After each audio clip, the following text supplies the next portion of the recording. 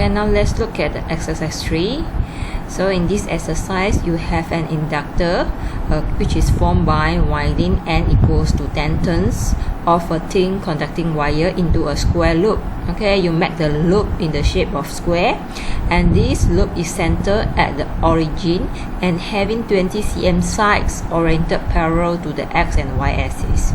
So since this is a square, so its sides, okay, has a length of 20 cm. It is connected to a resistor R equals to 1000 ohm, and in the presence of a magnetic field given by this one. So this one is your magnetic field in the Z direction, and your B naught is 100 Tesla. Okay, so your first task is to sketch the inductance and label it according to the information given. So this one is the information given. Okay, you have to sketch it. So this is the sketching. Okay, so now you have a resistor connect to the loop. Okay, it is a square loop. Okay, and the length of each of the side is actually 20 centimeter. So you have to label it 20 centimeter, and the center of the loop, okay, is at the origin. So this is the origin. So if you observe here, there is a dot here. So this dot represent the direction of the Z, okay, coming out from the page. So pointing out from the page, this is the direction of the Z. Okay, just like how you define the direction of the current in chapter 2. So the direction of the axis Z is coming out from the page. Okay, so this is X axis and this is Y axis. Okay, so these are the information you have given by the questions. So this one will be the solution for the question A. So from the questions, you know that the turn is 10, the R is 1000, this is your R, and the B is this one, okay, in the Z direction. Okay, and the B naught is 100.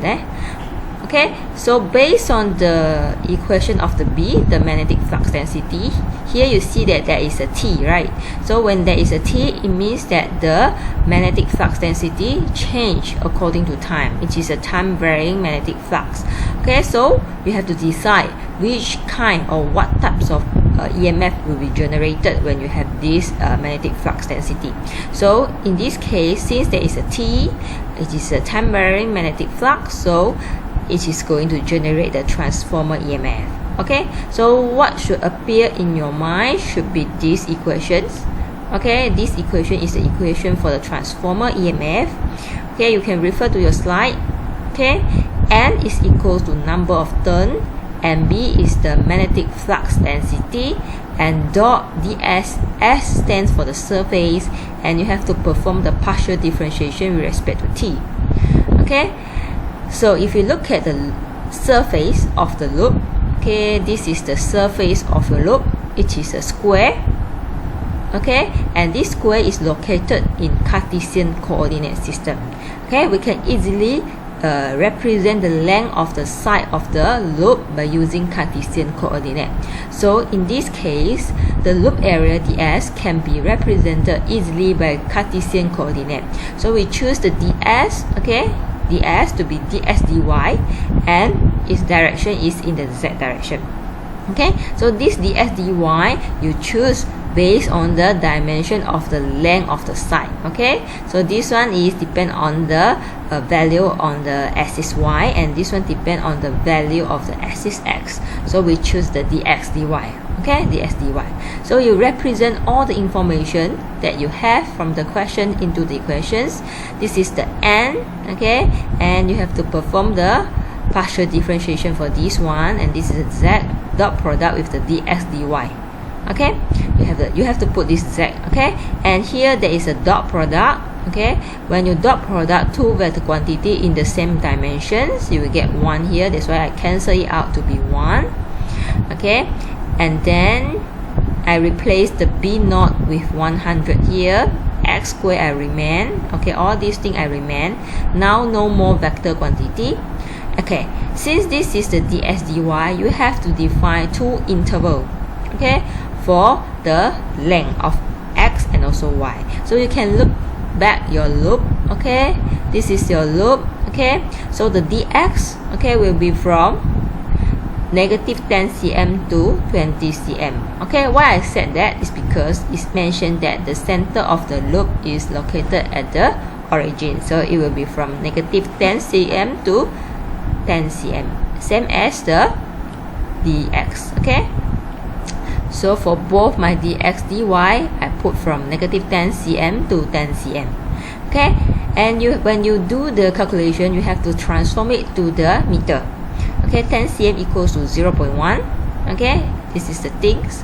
Okay, after you conduct the partial differentiation, okay, cos will become negative sign.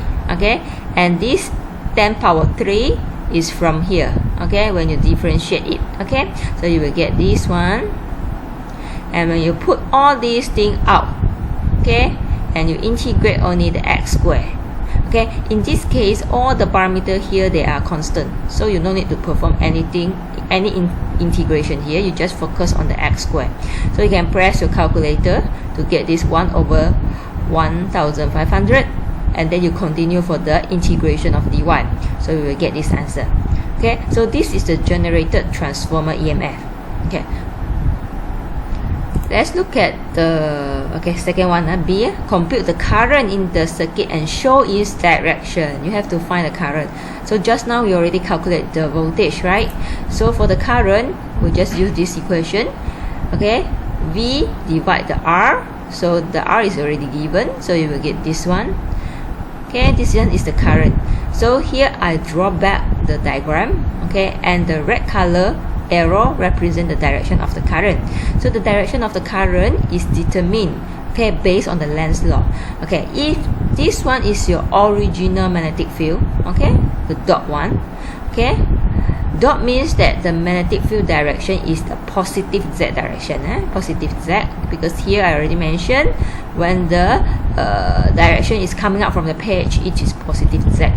So here this one represents the original direction for the magnetic field, and according to the Lenz's law, the current generated, okay, will produce another magnetic field which opposes the direction of the original magnetic field. That's why I put additional 2 mark here, and this one is for the generated magnetic field. So by using your right hand, okay, this one represents the direction of your 4 fingers, and this one represents the direction of your thumb. Okay, so this one will be the direction of the current generated in the loop.